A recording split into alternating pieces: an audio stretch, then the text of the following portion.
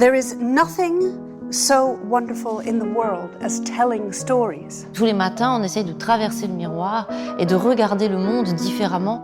It is true, I am a woman. Une fois que ce saut est fait, tout devient possible.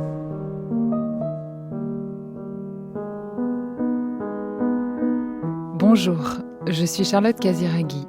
Bienvenue dans le podcast des rendez-vous littéraires Rue Cambon. Partons à la rencontre d'écrivaines qui viennent d'accomplir leur premier pas, le plus décisif, le plus difficile, dans le monde de la littérature.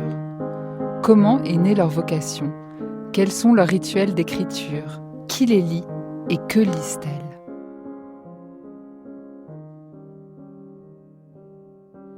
Nadège Erika, votre premier roman s'appelle Mon Petit. Et rien que ce titre mériterait qu'on lui accorde une heure entière, on va y revenir. Il recouvre chacun des thèmes transversaux de votre ouvrage, la maternité, le soin, l'enfance, mais aussi le deuil, le souvenir et le mépris de classe. Il est arrivé, par surprise, ce livre, à la rentrée littéraire de septembre dernier, chez une petite maison d'édition engagée, Livre Agité, qui s'est donné comme objectif d'accompagner spécifiquement des primo-romancières. Il a remporté le prix du roman féminin 2024 du Salon du livre d'Agondange et a été finaliste de nombreux autres prix littéraires. Il a fait palpiter le cœur de milliers de lecteurs, de lectrices, enthousiastes, bouleversés par le récit. Peut-être parce que cette histoire, celle de Naëlle, 45 ans, la narratrice de cet ouvrage et de son incroyable faculté de résilience, est en grande partie la vôtre. Bienvenue dans le podcast Les Rencontres, Nadège Erika. D'autant que je sais que vous avez un goût prononcé pour les podcasts et pour la radio. Bonjour Lorraine, c'est moi qui vous remercie de me recevoir. Et en effet, je suis très friande de podcasts, de radio et de tout support audio. Ça me permet de me concentrer, d'accéder à des contenus, des notions culturelles vers lesquelles je ne vais pas forcément, soit en termes de lecture ou sur les écrans, mais par podcast, j'aime beaucoup. J'assimile beaucoup par l'écoute. D'autant que la radio a un rôle important dans la publication de Mon Petit, mais on va pas spoiler, on va en parler dans quelques minutes.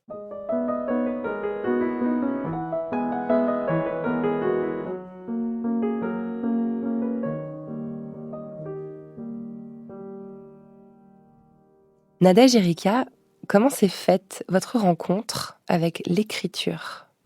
Comme beaucoup d'entre nous, les écrivains, ça a été assez précoce. C'était déjà une question pour moi, l'écriture en tant que geste, la graphie.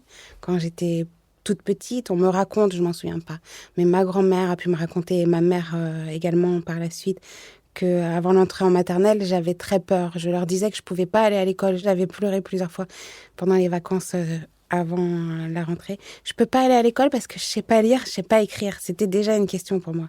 Et on me répondait, mais tu y vas pour écrire, tu vas pour apprendre, mon petit. Donc ça m'avait apaisée et je me souviens du plaisir à l'apprentissage de la lecture, de ma fierté de pouvoir aller montrer à mes oncles, à mes adultes référents que je savais lire. C'était du déchiffrage initialement. Et le geste graphique, l'écriture, c'était plus compliqué parce que je suis une gauchère contrariée. Et pour ce qui est l'écriture propre en tant que messager, en tant que véhicule, je me souviens d'une correspondance épistolaire soutenue. Tous les étés, pendant les grandes vacances, on partait un mois en colonie de vacances avec mes frères et sœurs, enfin ceux de mes frères et sœurs qui étaient déjà nés. Et on avait un échange épistolaire très soutenu avec ma grand-mère à chaque vacances. Et ça, c'est mon pied à l'étrier de l'écriture comme messager.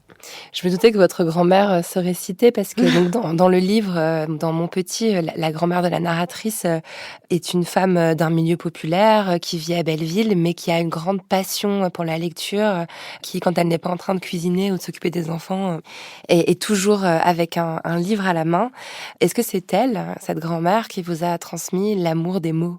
Je pense vraiment que oui, c'est elle qui est initiatrice de ça, de mon goût des mots. C'était quelqu'un de très lettré. Je pense que c'était des vrais tuteurs pour elle aussi, les écrits, les livres, le travail et les ouvrages des écrivains. Et elle a su nous le transmettre tant dans les livres qu'elle nous proposait de lire, on l'écoutait pas toujours, hein, mais aussi dans le quotidien, tout simplement. On en rigolait, enfin, c'est un sujet quand même, notamment avec mes sœurs, la façon dont elle pouvait nous reprendre, souligner chaque mot. On n'avait pas le droit de dire un truc, ça apparaît, c'est un motif qui apparaît. Oui, on dit pas manger, par exemple. On dit pas manger. Selon l'heure du repas, c'est souper, dîner, déjeuner, se sustenter. Non, il fallait faire très attention. Elle était très, très rigoureuse sur ça. C'était dans nos habitudes. C'était pas une contrainte. Et je l'en remercie parce que je pense que ça a fait partie des leviers qui m'ont permis d'ouvrir certaines portes.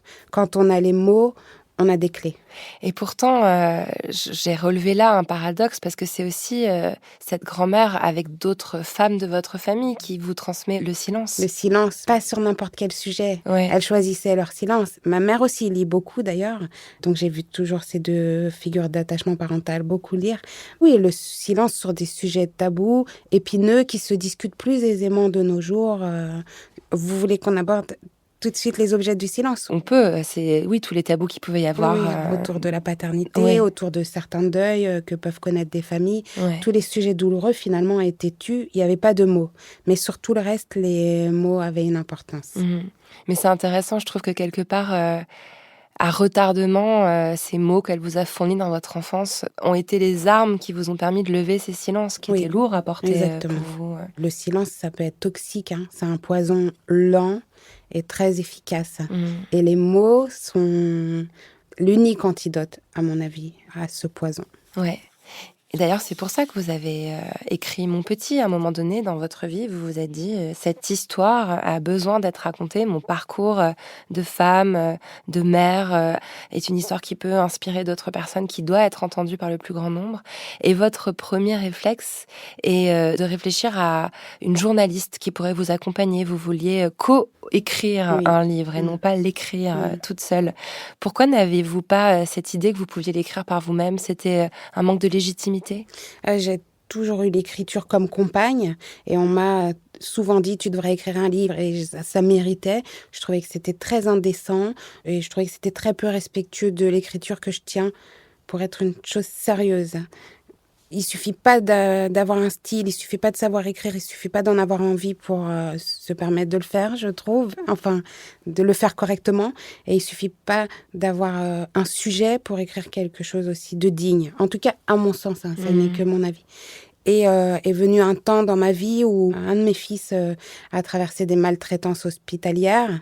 J'avais du mal vraiment à ce qu'il accède à une prise en charge correcte pour la maladie à laquelle il est en proie. Et j'ai décidé que je prendrais la parole dans l'espace public. Je suis d'abord passée par la radio. Une journaliste, Charlotte Perry, m'a donné la parole parce que je l'avais sollicitée. Je lui avais demandé si elle pouvait écrire avec moi parce que je pensais pas du tout pouvoir écrire toute seule. J'ai encore le texto. En gros, elle me disait qu'initialement, elle écrivait pas, mais on va voir ce qu'on peut faire. Ça, je me souviens on va voir ce qu'on peut faire. C'est une porte ouverte. C'est une main tendue. On a fait un entretien. Finalement, elle est venue chez vous avec ses micros. Elle vous a enregistré. On peut encore l'écouter. Hein, ça s'appelle Des vies françaises. C'est 4 épisodes de 10 minutes. Et je crois que un jour, vous l'avez écouté. C'est ça. Et vous vous êtes dit, mais en fait, c'est ça. Oui, pourquoi je ne l'ai pas raconté moi-même, mon histoire? Je la raconte très bien, au fond. C'est ça que vous vous êtes dit? Une nuit d'insomnie, j'avais pas écouté l'émission parce que pour moi, c'est ma vie et puis j'ai pas envie de m'entendre. Enfin, je suis pas mégalo à ce point. Et une nuit d'insomnie, j'allume la radio, mais c'est un réflexe. Et là, j'entends cette émission, un des volets de l'émission parce que c'est en plusieurs volets. Et j'écoute. J'ai pas éteint la radio. J'ai laissé filer. Et à la fin, c'est des émissions assez denses, courtes. Et je me suis dit, mais cette histoire, c'est tout de même une histoire. En entendant mon histoire, en m'entendant raconter mon histoire, je me suis rendu compte que cette histoire que j'ai vécue, traversée, subie à de nombreux égards et parfois pas comprise du tout, je l'avais pas regardée, cette histoire. Je m'étais contentée. Déjà, il faut la prendre de plein fouet, cette existence. Donc, je l'avais menée, mais je l'avais pas regardée et surtout pas de cet œil-là. Et je me suis dit, cette fois, je vais la raconter. J'ai pas trouvé de co-auteur. J'ai écrit à des journalistes. Enfin, c'était une co-autrice que je voulais d'ailleurs. Et une fois, un médecin qui avait dit oui, puis qui s'est dédié. Et tant mieux. Je remercie tous ces gens-là de ne pas avoir eu le temps ou l'envie de coécrire avec moi. Et je me suis dit, je vais faire ce que je fais le mieux. Et ce que je sais le mieux faire depuis que je suis petite, c'est me débrouiller toute seule. Et je me suis mise à écrire. Et j'ai repris toutes mes notes, mais des notes très anciennes. J'ai aussi relu des mails à moi que j'avais pu écrire à des proches. J'ai repris tout ce qui existait comme support écrit dans mon existence. Des vieux carnets écrits dans tous les sens, quasiment illisibles. Et je me suis mise au boulot pendant 4 mois. Et j'en ai tiré ce que je pensais être un livre, le premier jet de mon manuscrit. Je l'ai envoyé à quelques maisons d'édition et ça n'a pas été concluant. Pendant quelques mois, j'ai eu des réponses négatives. Et le pire, c'est que je suis constituée comme ça et je me réjouis assez vite. Donc, quand je recevais des réponses négatives, j'étais contente parce que je me disais « Ah, ils me regardent quand même. Bon, ils n'en veulent pas, mais ça va venir. » Ensuite, par l'intermédiaire d'un ami, j'ai reçu un mail d'une éditrice de chez Stock. J'ai de la reconnaissance à son égard parce qu'elle m'avait fait une fiche de lecture en me disant ce qui, à son sens, faisait que le manuscrit n'était pas encore abouti. Et j'ai fait comme j'ai pu. Et dans les mêmes semaines, j'ai vu un appel à manuscrits de Livres Agités qui venait de se fonder. Je crois qu'elle s'apprêtait à publier leur premier roman. Et j'ai répondu à cet appel à manuscrits. Donc en fait, l'appel à manuscrits, c'est quand même assez rare. Que j'ai eu. Ouais. Exactement. Ouais. J'avais jamais vu ça de ma vie. Après, moi, comme ça faisait pas longtemps que je pensais à une publication, j'avais jamais aussi beaucoup cherché. Mais je crois, même jusqu'à aujourd'hui, j'entends pas beaucoup parler d'histoire d'appel à manuscrits. Donc, la magie des algorithmes, ce jour-là, m'a servi, quoi. Oui, c'est génial. Et je leur ai envoyé, j'ai été appelée. Et il m'a été dit que le roman n'était pas encore abouti à leur sens. Et comme j'avais rencontré une autre auteure qui, elle, a pignon sur rue et qui m'avait poussée, encouragée, qui s'appelle Hélène Devinck et qui, à son sens, je me souviens que quand moi je la quittais à notre rendez-vous, il y avait une collègue journaliste à elle qui arrivait, elle lui dit « Je te présente Nadège, elle a écrit un livre, il faudra que tu lises. Et Nadège, est-ce que tu permets que je fasse lire ton manuscrit ?» Et j'ai dit à Hélène en la quittant, les marches là devant chez elle, « Mais t'es sûre que j'ai écrit un livre ?» Elle a haussé les épaules, elle a dit « Oui, qu'est-ce que tu crois que t'as écrit ?» Donc, avec ça, j'étais un peu ambivalente quand les filles de la maison d'édition ont considéré qu'il fallait que je retravaille. Donc, il m'a fallu du temps pour accepter ce retravail que je suis ravie d'avoir fourni. C'est marrant parce qu'en fait, ce que vous racontez, c'est un espèce de double mouvement permanent. C'est-à-dire, un coup, j'y suis, j'écris. Ouais. Ah non, en fait, j'y suis pas encore. Ouais. Ah si, là, c'est bon. Et non, toujours pas. Cette espèce oui. de danse, en fait, avec le statut d'autrice. C'est ça. Est-ce qu'aujourd'hui, vous avez encore peine à vous qualifier d'écrivaine ? Ah oui, je me qualifie pas d'écrivaine pour plusieurs raisons. Parce que je tiens beaucoup à mon vrai métier. Je suis travailleuse sociale et en dépit de toutes les difficultés que cela confère, je revendique ce statut et je continue à aller au boulot avec cœur. Je traîne pas les pieds quand j'y vais. Bon, certains matins, ça pince un peu, mais comme tout le monde, quoi. Moi, je suis pas écrivaine avec un roman. Je suis l'auteur d'un roman. J'en suis tout à fait satisfaite, fière. Et même si aujourd'hui, je le regarde d'un autre œil, je me dis il y a des choses perfectibles, toujours. Mais je ne sais pas encore ce que c'est d'être écrivaine. Je pense qu'il faut une œuvre quand même plus conséquente. Donc au bout du deuxième, peut-être que ça viendra ? Peut-être, on verra. C'est aussi peut-être une question de la présence de l'écriture dans votre quotidien, dans vos pensées. Elle est là, elle se fait une place ? Oui, ça, c'est pas ça, parce que j'ai toujours beaucoup écrit. Et j'écris toujours au quotidien, mais des fois, c'est de la bouillabaisse. Hein. Je mets quiconque au défi de déchiffrer ce que j'écris chaque jour, hein, et surtout quand je l'écris de façon manuscrite. Donc ça vient pas de là, c'est que peut-être du respect pour les écrivains et écrivaines déjà en place depuis longtemps, et aussi un certain manque de confiance. Je pense que c'est aussi à relier à mon échec scolaire et à la blessure que parfois l'institution éducation nationale peut infliger, en dépit de certains professeurs admirables, et j'aime le souligner aussi. Je pense qu'il y a de ça aussi, un sentiment peut-être d'illégitimité, mais qui ne me peine pas, parce que je sais que si je continue à écrire, ça viendra.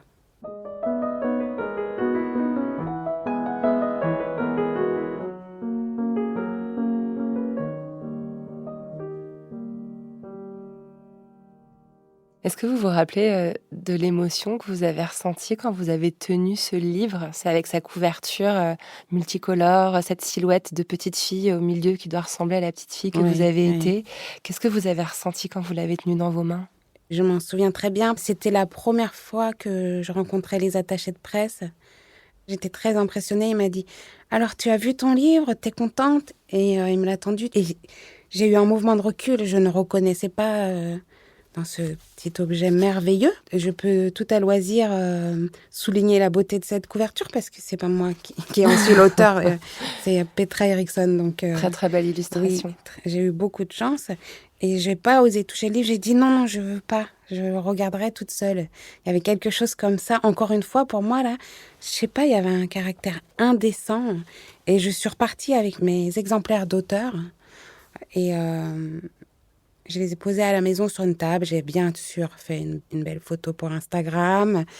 Et finalement, je pouvais pas les laisser dans le salon. Je ne pouvais pas. Il y avait quelque chose insupportable. J'exagérerais peut-être, mais c'était trop troublant. Et je les ai mis dans un sac. Et j'ai mis le sac dans le dressing. Je ne pouvais pas les voir et ça a duré des mois. Je ne pouvais pas. J'étais en état de choc. C'était trop? Trop. Mais comme tout ce qui a suivi après, le premier article de presse.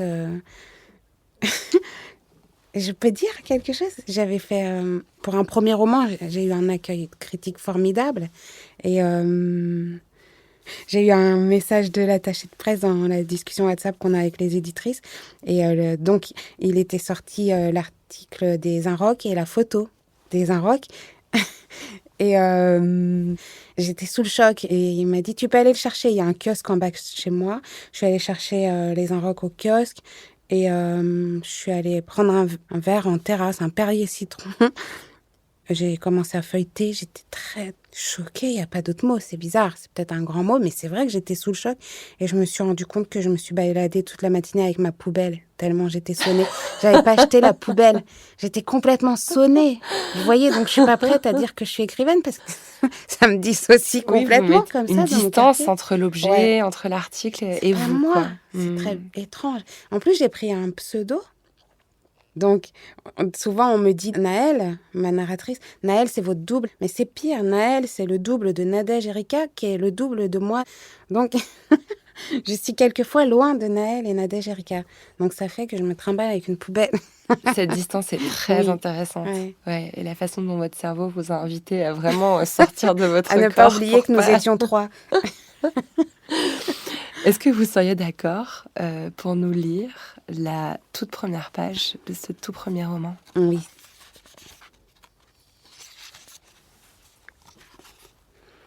J'ai compris ça hier après-midi, en descendant la rue des Fêtes jusqu'à la piscine Alfred Nakache de la rue des Noyers. Une piscine rue des Noyers, dans le quartier, on ose. Cela m'apparaît désormais comme une évidence. C'était ici qu'il fallait que je vienne écrire. Ici que je devais venir me planquer, à Belleville.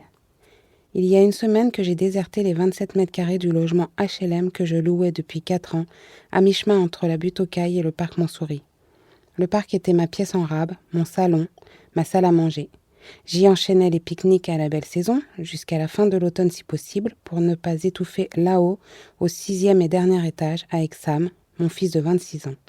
2 dans un réduit. La promiscuité et l'étroitesse des lieux m'étaient devenues insupportables. Et je me suis expulsée de chez moi. Ce n'était pas la première fois. Je n'aurais pas pu écrire là-bas, trop inconfortable. Il n'y avait ni chaise, ni table, ni bureau, ni fauteuil. Pas de place pour caser tout ça.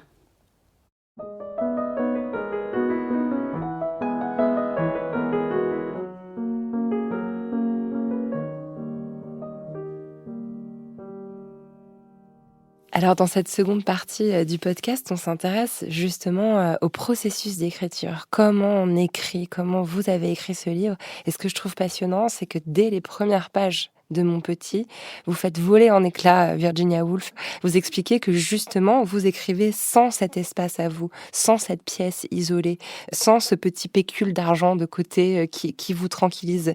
Vous, c'est tout l'inverse. Vous avez écrit ce livre sans chambre à vous. Alors, dans quelles circonstances? Dans quel endroit? Comment s'est-il écrit? J'y tenais justement à faire voler en éclats cette consigne bienfaisante et légitime de Virginia Woolf. Sauf le respect que je lui dois, tout le monde n'a pas sa chambre à soi. Et c'est peut-être pour ça justement qu'elle a tenu à émettre cette préconisation. Mais il faut faire avec ce qu'on a. Donc si on n'a pas sa chambre à soi, on écrit quand même. On a sa tête à soi, on a son espace à soi. On a les cafés dans la ville où on vit, on a les bibliothèques. Moi, j'ai beaucoup écrit dans des bibliothèques. J'adore écrire dans les cafés, pas tous. Je vais des cafés où je suis chouchoutée, où on me laisse rester des heures. En ce moment, le café dans lequel j'écris... J'arrive le matin au petit déjeuner, et quelquefois j'ai pas envie de petit déjeuner. Je vois toutes les ambiances de la journée. Ce café, je connais ces ambiances par cœur. Le matin, les travailleurs qui vont bosser, l'odeur du café justement. Je sais à peu près les habitués qui y déjeunent et je connais la carte alors que je déjeune pas, que je continue d'écrire. Vers l'heure du goûter, je commence à avoir faim, donc je prends un truc et il me laisse faire. Quelquefois, il me change de place parce que en plus, j'aime avoir une table de 4. Mais quand vient l'heure du déjeuner, ils me virent. Ils me disent non mais on me demande si je peux aller me mettre dans le fond, au moins prendre pas beaucoup de place. Et ils m'ont jamais demandé ce que j'écrivais. Mais j'écrivais pas là-bas pour mon petit. J'ai beaucoup écrit à la bibliothèque François Mitterrand. J'ai adoré écrire là-bas. Et tout simplement dans les bibliothèques municipales. J'ai aussi écrit, je dirais, un tiers du roman. La période de réécriture après la rencontre avec l'éditrice. J'ai beaucoup travaillé à Barcelone. J'ai un peu de famille là-bas. Et j'ai pu aller me planquer là-bas, après Belleville, à Barcelone, une vraie mise à l'abri où j'étais traitée comme une petite princesse. Et j'avais ma chambre à moi, mon habitation. Là, à Barcelone, j'avais ma chambre à moi et c'était très confortable et c'était autre chose, même psychiquement, pour écrire. Et où j'aime écrire encore pour mon petit. Après, quand le travail éditorial s'est accéléré, j'avais une date butoir pour rendre ma réécriture. Je devais rendre avant janvier. Et moi, quand on me dit janvier, je dis qu'il faut que je rende le travail avant décembre parce que faut que je me laisse une marge. Et finalement, j'avais peur que ça ne sorte jamais, que ça n'existe pas. Donc, je me suis forcée à écrire à la maison, ce que je n'aime pas du tout parce que comme les étudiants, tout va me déconcentrer. Je vais trouver une raison Alors que j'ai désormais ma chambre à moi, j'ai 2 bureaux, un dans le salon, un dans la chambre. Je n'écris pas au bureau. On va toujours trouver une machine. C'est-à-dire qu'on n'arrivait pas à vous asseoir à la table. Je connais ça. Bah oui, je suis pareil. Comme par hasard, on se souvient qu'il y a 2 t-shirts sales et 3 paires de chaussettes à mettre à la machine. Difficile. Il y a une vaisselle, bien sûr, qui nous attend et qui ne peut pas nous attendre. Il y a toujours autre chose à faire quand on est à la maison. Mais il y a quelque chose que j'arrive pas à retrouver en ce moment et que j'adorais. Il y a quelques chapitres que j'ai écrits à la maison, sur mon lit, très proscrit par un ostéopathe ou un kiné, mais affalé sur le lit, tordu, quelques chapitres avant d'aller au travail. Le matin très tôt, alors. Et j'adorais. J'ai adoré ça, écrire avant d'aller au travail. Et oui, très tôt. Pour l'instant, ça me vient plus en ce moment. Ça me peine pas. Je me dis, peut-être que pour moi, en tout cas, chaque livre, ses ambiances et son processus. Peut-être. Mais c'est intéressant ce que vous dites sur le fait d'avoir une deadline. C'est justement une question que je me posais. Est-ce que le fait d'avoir une éditrice qui est rentrée en jeu dans votre texte, qui vous a invité à retravailler certains aspects, qui vous a effectivement donné des dates butoirs, ça a déclenché chez vous une autre façon d'écrire, plus professionnalisée ou plus assurée? Oui, bien sûr. Oui, bien sûr. J'étais obligée de m'y mettre de façon beaucoup plus régulière. Moi, j'écris jamais très longtemps. Je suis en train de travailler sur ça. Je m'impose ça. Parce que ça donne quand même un travail beaucoup plus précis, beaucoup plus respectueux de ce que je suis, de ce que je voudrais être. Et maintenant, éventuellement, des lectrices et lecteurs. Oui, donc le travail avec une éditrice a changé beaucoup de choses pour moi, beaucoup de choses. Puis il y avait des codes que j'avais pas. J'ai été déscolarisée très prématurément. J'ai arrêté en 3e, sans aller jusqu'au brevet. Donc il y a des codes que j'avais pas, que j'ai acquis pendant le travail éditorial. Et puis la rigueur, oui, j'ai dû me l'imposer. Et ça, c'est moi qui avais demandé. J'ai pas eu la pression de la maison d'édition sur la date. J'avais une date, mais c'est moi qui ai demandé de travailler d'une certaine façon. J'envoyais 2-3 chapitres retravaillés.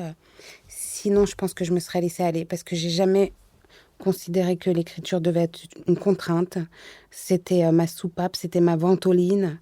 Ça me permettait de respirer. J'avais pas l'intention que ce soit une contrainte. L'écriture, c'est pas une maladie auto-immune, ça doit pas se retourner contre moi. C'est ce qui me contient, c'est ce qui me fait du bien.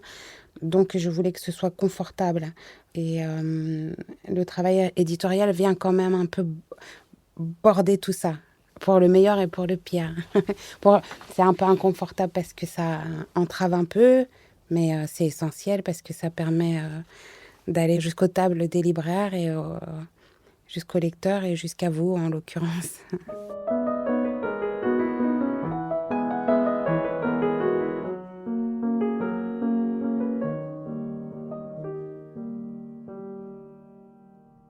Vous avez une expression que je trouve très belle. Vous dites chez moi, l'écriture est sécrétion. Oui. Comment cela se manifeste ? C'est très compulsif. J'ai écrit une partie du bouquin sur mon téléphone. Bon, moi, j'ai longtemps eu un Nokia, mais vraiment longtemps. Et on m'a offert un jour l'iPhone 5 quand il était même plus à la mode. En fait, une copine me file son iPhone 5 en me disant « Mon fils n'en veut pas ». C'était ringard pour lui, quoi. Et moi, pour moi, c'était une révolution, quoi. Enfin, au début, je devenais folle et c'était une révolution. Après, et j'ai commencé à écrire sur mon iPhone. J'ai commencé le bouquin sur mon iPhone. Et après, j'ai développé des tendinites au pouce. Alors, on m'a dit, achète-toi un ordinateur. Je dis, mais j'aime pas les ordinateurs. Je sais pas, je suis nulle en ordinateur, j'ai rien à faire avec. Une fois qu'on a un smartphone, peut-être il faut dire plutôt qu'un iPhone. Une fois qu'on a un smartphone, on a un ordinateur dans la poche. Je voyais pas l'intérêt d'avoir un ordinateur. Donc, un de mes fils m'a offert un iPad. Et j'ai acheté le clavier qui va avec l'iPad. Donc, j'ai commencé une autre période d'écriture avec l'iPad. Et quand j'ai conclu avec les éditrices et qu'on s'est mis d'accord sur ce qu'il fallait que je retravaille, qui m'a pris 7 mois, je ne l'ai pas précisé d'ailleurs. Donc ça a été 4 mois le premier jet et 7 mois la réécriture derrière. Donc vous imaginez la gueule du premier jet. C'était rock'n'roll, quoi. Il y avait mon essence, il y avait moi, il y avait mon histoire, mon style, mais c'était un coffre. Et il fallait fouiller et ranger les choses qui étaient dedans, quoi. Et c'était un coffre à jouets. Donc, une fois qu'il a été décidé que je travaille avec des éditrices, une amie qui se reconnaîtra m'a dit « Non, il te faut un ordinateur. Il te faut vraiment un ordinateur. » Elle était à l'époque plus confortablement installée financièrement que moi. Et je tiens à le dire, c'est un détail prosaïque, mais je tiens à le dire. Elle m'a prêté l'argent pour acheter mon ordinateur et je l'ai remboursé mensuellement pendant 1 an. Je me suis acquittée de ma dette.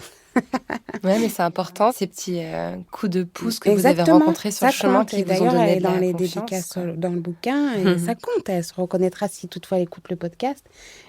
Et maintenant, je me trimballe plus sur mon ordinateur, quoi. J'écris et c'est confortable. Mais vous n'êtes pas à l'abri, Lorraine, si vous me voyez tout à l'heure en pause du studio, me voir faire semblant d'écrire un texto parce que je peux pas dire aux gens attends, là, j'ai capté un truc, je l'écris tout de suite, donc je fais semblant d'avoir un message à écrire. Et je suis en train d'écrire compulsivement et là intervient la notion de sécrétion. J'écris un truc, alors des fois, je relis et je me dis... Et le livre est plein de petites choses comme ça que j'ai écrites. Moi, je trouve ça intéressant dans votre livre parce que c'est évidemment votre récit, votre histoire, qui est une histoire très intime et en même temps très universelle sur le deuil et sur la parentalité. Mais il y a quand même un regard très acerbe sur le quartier de Belleville, sur ses origines populaires, sa gentrification, ses bobos au yoga et au matcha latte. Et je me suis demandé si ce livre que vous avez écrit en partie à Belleville, qui parle de Belleville, il est un peu destiné aussi à Belleville, aux gens de Belleville. Est-ce que c'est à vous que vous adressez Ceux d'aujourd'hui, ceux d'avant et ceux d'aujourd'hui et d'avant, parce qu'il y a quand même aussi une mixité qui peine parfois à se faire et c'est ça que je déplore. Bien sûr qu'il s'adresse à Belleville en tant que c'était le quartier de ma grand-mère, que j'ai passé quand même une grande partie de mon enfance, de mon adolescence et après mon premier appart d'adulte était à Belleville.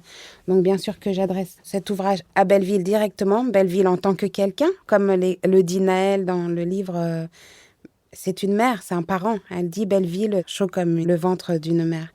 Donc j'adresse le bouquin à ce quartier et je l'adresse aussi à ses habitants qui sont aussi par certains aspects les gens avec qui je travaille dans mon quotidien de travail social. À un moment, il y a un gamin qui traverse le temps d'un paragraphe ou d'une page, Abdel de la Grange Aubel, qui traverse le bouquin et qui me permet d'introduire Belleville une deuxième fois, il me semble, dans la chronologie. Et c'est un gamin qui a vraiment existé. Alors évidemment, il ne s'appelle pas comme ça. Évidemment, je ne m'étale pas sur son parcours. Et c'est en ça que je me permets d'appeler mon livre un roman en dépit de sa valeur testimoniale. C'est que j'ai quand même réarrangé, réaménagé, recréer certains parcours de vie et des personnages. Mais oui, il y a ces gens de Belleville, du Belleville populaire que je voulais citer, et ces gens du Belleville beaucoup moins populaires et très branchés, qui ont bien raison d'aimer Belleville, qui ont bien raison d'en profiter et de faire briller ce quartier, mais qui parfois devraient penser qu'ils ne sont pas arrivés les premiers. Mon idée, c'est pas de fustiger, entre guillemets, à gros traits, les riches et de canoniser les pauvres. Je pense que l'être humain est pareil des deux côtés, que si le pauvre pouvait naître riche, il dirait oui tout de suite. Mais je pense que quand on vient d'un milieu plus favorisé, on a l'obligation de prendre soin de celui qui n'a pas eu cette chance. C'est ça que je veux dire dans ces petits coups de latte, ces petits coups de poing que je mets. Oui, c'est fait avec tendresse, oui, mais avec voilà. une très grande justesse sociologique. En fait, on sent dans le livre cette volonté que vous avez de parler aux deux.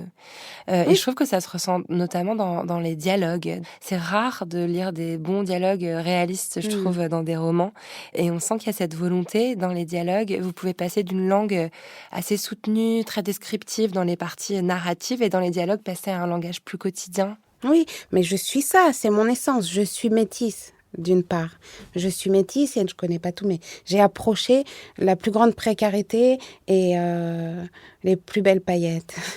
Et je sais que j'ai eu du bon et du plaisir dans les deux. Après, je trouve plus de sens dans ma vie à aller auprès des plus nécessiteux parce que les autres se débrouillent bien et avancent, quoi. De toute manière, on n'est pas univoque, aucun d'entre nous. Je pense que le trait est plus forcé chez une ou un métis, et encore, ça n'est que mon avis en tant que femme noire métisse. Et j'ai aussi eu 2 maisons, parce que dans le livre, j'ai choisi d'appuyer sur Belleville, parce que c'est plus présent dans mon souvenir, mais j'ai aussi la maison à Porte de Montreuil, qui représente ma mère. Et j'ai aussi beaucoup de tendresse, d'affection pour cet endroit où on a grandi aussi à moitié avec mes frères et sœurs. Donc, bien sûr qu'il y a une dualité. Et en plus, je suis Gémeaux. Ah, ça explique tout ça. Exactement. Et vous voyez, en réalité, Naël, elle a des jumeaux. Moi, j'ai des jumeaux. Le double a toujours une place dans ma vie. C'est comme ça, c'est ma destinée. C'est comme ça. D'ailleurs, cette différence de milieu, c'est aussi celle qui la sépare du père des jumeaux. Des enfants, oui. Ouais. Oui. Qui est lui d'un milieu bourgeois, assez érudit. Oui. Très érudit, très intéressant par certains aspects. Et je ne sais pas si les jeunes gens, là, Gustave et Naël, dans le roman, avaient conscience de cette différence de classe. Je pense qu'ils se sont aimés comme ils ont pu. Après, il a fait preuve de beaucoup de violence. L'histoire s'est dégradée. Mais moi, Nadège, en tant que femme, j'ai mis longtemps à comprendre que notre différence de classe était au travail. Je veux dire, j'ai déjà été dans une garden party de sa famille. On m'a prise pour la serveuse. L'employée de maison. On m'a rendu la coupe de champagne vide. Et ma belle-mère de l'époque, la mère du père de mes enfants, s'est précipitée pour reprendre Elle était confuse. Mais moi, elle m'a soulagée en m'enlevant la coupe et en balayant mon embarras et ma blessure. Mais elle n'a pas repris sa cousine. Elle lui a pas dit, mais qu'est-ce qui te prend, quoi? Il m'a fallu du temps pour comprendre que les différences de classe étaient à l'œuvre. Je me rendais pas compte de ça. Et tant mieux, ça protège la naïveté. Pour moi, on allait à l'école, on travaillait bien, on travaillait mal. Si on avait bien travaillé, les choses allaient se faire. Toute cette histoire qu'on appelle la méritocratie, etc. Quand j'avais pas de chance, quand il m'arrivait même un drame, je me disais que j'avais vraiment pas de chance. Je me rendais pas compte que toute la notion de déterminisme, tout le travail de Bourdieu avait un sens, et de Bourdieu et d'autres. Et la radio a beaucoup favorisé mon ouverture d'esprit et mon semblant de connaissance sur la question. Il y a dans ce texte des pages qui concernent un deuil extrêmement douloureux. Je vous ai entendu dire que ces pages-là, pour vous, étaient intouchables, que c'était très compliqué de vous demander de les corriger. Qu'est-ce qu'elles avaient de particulier, ces pages ? C'est les parties les moins romancées. Tout ce qui concerne le jour de la mort de l'enfant, c'est intact, comme je l'ai vécu et comme je l'ai raconté à plusieurs reprises dans mon existence. Le rapport d'autopsie à une digression près et un mot que l'éditrice a souhaité enlever, le rapport d'autopsie est intact, sauf quand on énumère les parties du corps du bébé et que je rajoute et la tête alouette parce que j'étais énervée quand je l'écrivais. Par exemple, ça, on parlait du processus d'écriture. Ces passages-là, on ne peut pas les écrire dans un café ou à la bibliothèque. Ouais. J'étais en larmes, je ne pouvais pas écrire ailleurs que planqué chez moi, fermé à double tour. Il était hors de question que qui que ce soit d'autre mette sa patte dans ces chapitres-là. J'étais prête à renoncer à la publication. Mais vraiment, je l'affirme, je le redis, personne n'aurait touché ça. Mais vraiment personne. Il est hors de question. C'est ma façon. On m'a suggéré d'ajouter ça, de parler plus au nom des mamans qui ont perdu un enfant, plutôt que d'être au jeu. Pas du tout. Je ne dis que comment moi je l'ai vécu. Et si j'avais dû parler des mamans, j'aurais aussi parlé des pères, parce qu'ils vivent ça autrement que nous, parce qu'ils n'ont pas porté l'enfant dans leur chair. Mais les pères ou les compagnes de femmes qui ont perdu un enfant peuvent aussi, sans avoir porté l'enfant, pour ressentir une grande douleur.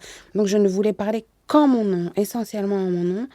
Et je voulais aussi que les choses soient comme moi je les ai reçues. Là, on s'éloignait du roman, et je l'assume totalement, que le lecteur reçoive ce rapport d'autopsie comme moi je l'ai reçu quand j'ai été reçue à l'hôpital pour les récupérer après une lutte administrative que vous n'imaginez pas.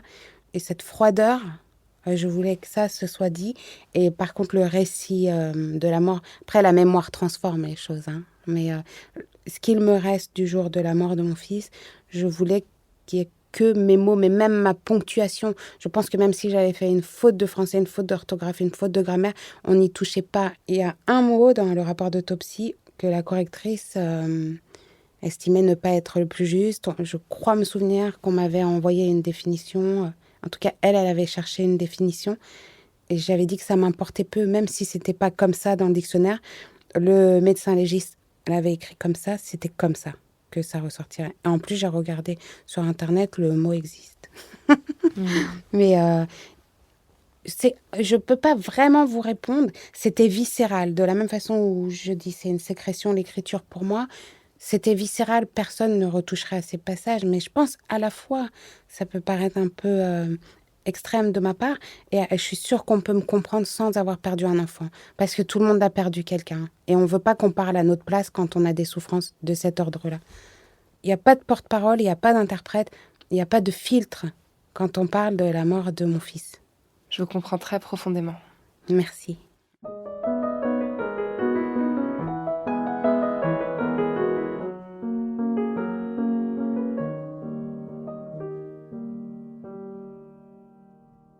C'est une bonne transition pour passer à la troisième partie de notre rencontre qui concerne l'accueil. Vous faites allusion à ces personnes que vous auriez pu ou voulu évoquer si vous aviez dû rendre plus universel ce récit, les parents qui ont perdu un enfant par exemple.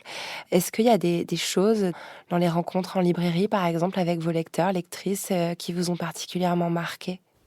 Tout m'a marqué. Ce qui est difficile, c'est que je suis allée dans beaucoup de librairies, vraiment beaucoup. Et tout m'a marqué. Et au départ, j'étais persuadée que je me souviendrais. Alors, c'était assez drôle parce qu'à chaque fois, j'étais très bien accueillie. Et à chaque fois, je me disais, ah non, ce soir, c'était la meilleure. Ah non, ce soir. À chaque fois, Et donc, j'ai décidé que ce seraient toutes les meilleures. Enfin, j'ai pas décidé, ça s'est imposé parce que j'ai toujours été très bien accueillie par les libraires. Déjà, j'ai découvert les libraires, le métier. Et tous tellement gentils, tellement plein de joie de me recevoir et de respect pour ce que j'avais fait. Et les lecteurs. Alors, j'ai eu des lecteurs qui viennent de façon plus retenue. Et j'ai déjà eu une lectrice qui s'est mise à pleurer en librairie. Je ne savais pas quoi faire. Et je ne peux pas la renvoyer, la rembarrer, parce que déjà, c'est quelqu'un qui pleure. Un minimum d'empathie s'impose. Et si je prétends prendre la parole sur les violences de classe et sur le deuil périnatal et le deuil parental, je sais jamais vraiment comment on dit, et j'ai pas envie d'apprendre. Ça me permet de tenir encore un peu à distance cette horreur de moi. Mais si je veux parler de ça, je peux pas rejeter les gens qui veulent m'en parler. Mais parfois, pour moi, c'est très dur. Je suis devenue une espèce de bureau des pleurs très noble, je le dis sans amertume et sans moquerie, mais je reçois beaucoup de courriers à cet égard. Et ça me prend du temps et une partie de ma tête est un peu comme ça, un peu. C'est un coup à ce que je redescende avec la poubelle, quoi. Oui, bah oui, c'est comme une réactivation de votre Oui, trauma exactement, permanente. exactement. Ouais. Et Et en même temps, les gens doivent être aussi extrêmement reconnaissants de vous avoir vu poser ces mots qui sont si on me dit difficiles à beaucoup poser. ça, beaucoup de mamans et un papa. J'avais été à une interview et le journaliste m'a ramené jusqu'à l'ascenseur. L'ascenseur allait se fermer, il a rappuyé sur le bouton et il fallait que je vous dise, ma femme a vécu la même chose. On a perdu, peut-être, je sais plus si c'était un petit garçon. Et elle a publié aussi un ouvrage chez Grasset il y a de nombreuses années. Et je voulais vous le dire. Ça m'avait bouleversée, surtout c'était le seul père qui m'a dit ça.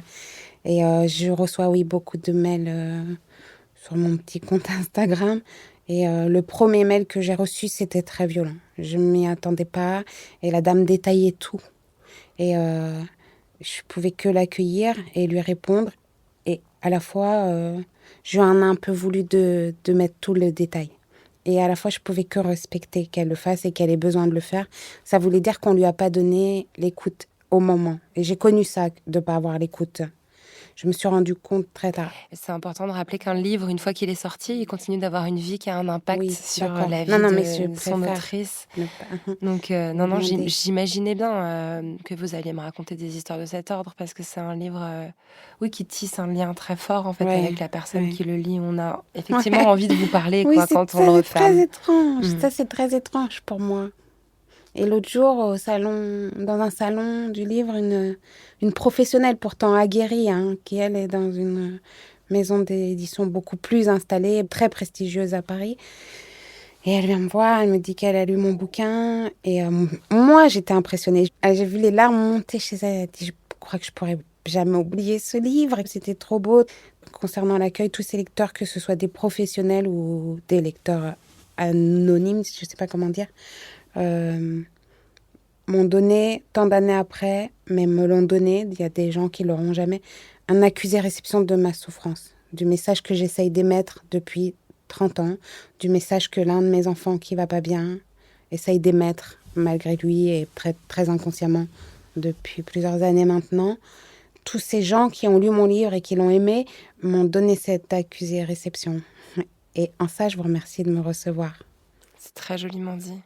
Est-ce que toutes ces nominations que vous avez reçues vous ont aidé à accepter aussi, à ressentir une légitimité, à recevoir toutes ces marques d'affection des lecteurs? Donc il y a eu le prix du livre féminin, finaliste du prix du roman envoyé par la poste, sélection du prix des Inrocks, finaliste du prix des Inrocks, finaliste du prix du métro Goncourt.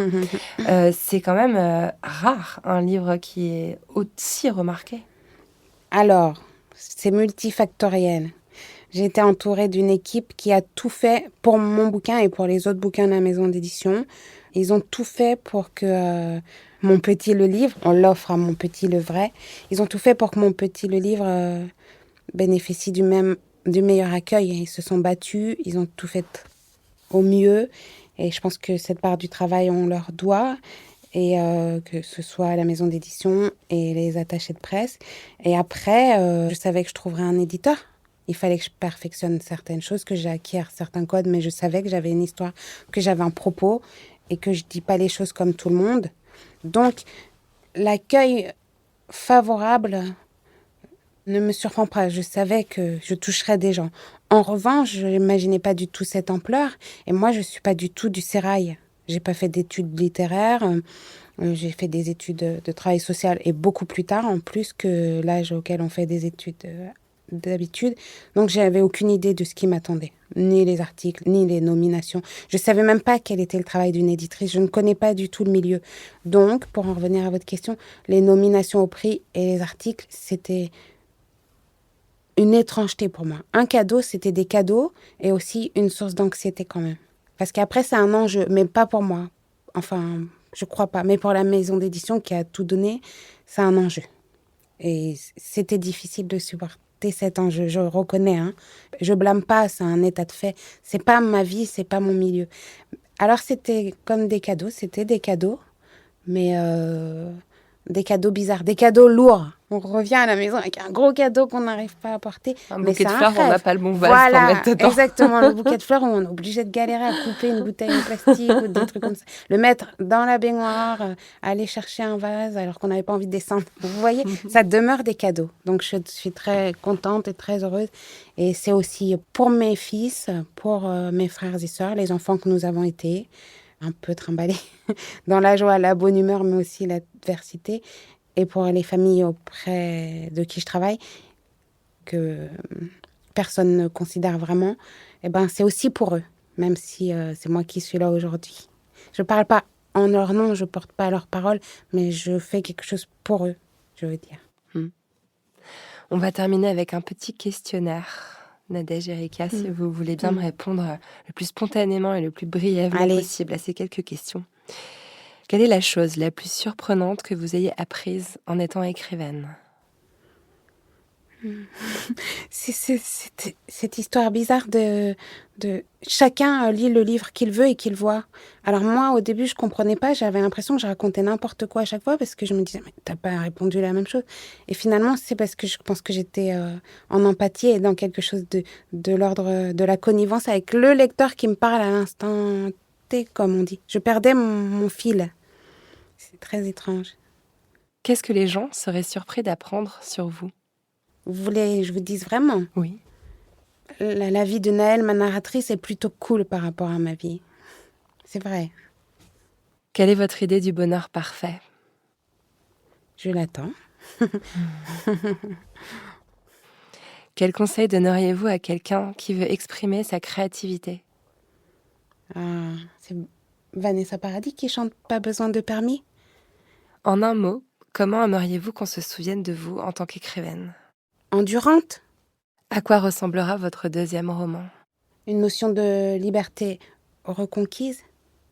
Merci Ok. beaucoup Nadège et C'est Erika. moi, Lorraine. Merci infiniment. Beaucoup.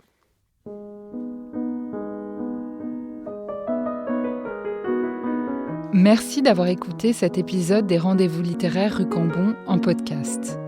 Pour prolonger l'univers de l'autrice, vous trouverez des images et des références sur le site de Chanel. À bientôt!